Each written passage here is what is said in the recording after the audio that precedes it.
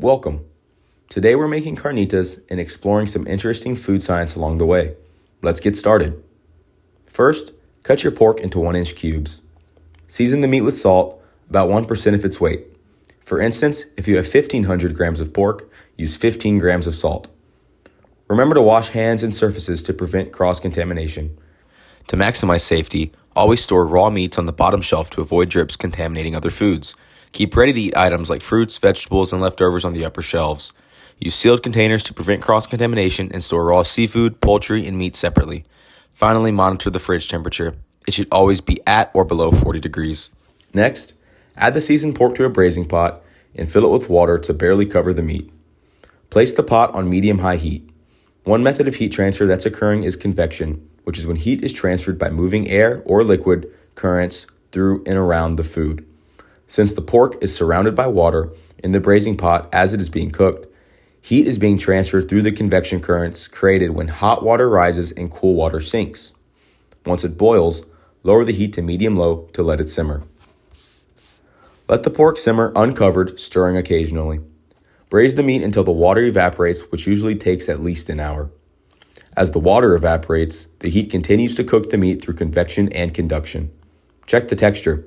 If the pork pulls apart easily with a fork, it is done. If it is still tough, continue braising, adding a little water as needed until the meat is tender. Pork does have collagen that forms a gel when cooked in moist heat, so a low and slow moist heat preparation will lead to tender pork. This is also why dry heat preparation may be challenging when cooking meat because high heat temperatures cause muscle fibers to contract and squeeze out the water, causing it to be dry. In our recipe, we'll be braising our pork, which is a wet and moist cooking method in which we will simmer the pot in water and sear it until brown. This will bring out the flavor of the pork while maintaining tenderness. Once the pork is tender, you'll notice a layer of fat rendered in the pot. If the carnitas are served immediately, continue cooking the pork in the fat until it's browned and crispy, and shred it for tacos or salsas. If the carnitas are served later, take out the pork, reserve the fat, and shred it warm with forks or a mortar and pestle for finer shreds. Should the carnitas be served later, the holding temperature for cooked food should be 140 degrees Fahrenheit minimum.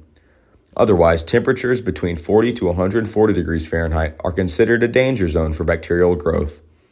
If the carnitas need to be stored in the fridge, it can only be stored for 3 days below 40 degrees Fahrenheit, and when it is ready to eat again, it must be reheated to 165 degrees Fahrenheit, regardless of the original minimum internal temperature. And there you have it. Delicious carnitas, perfectly cooked and packed with flavors. Remember to follow safe food practices and enjoy your meal. Don't forget to like and subscribe for more culinary insights.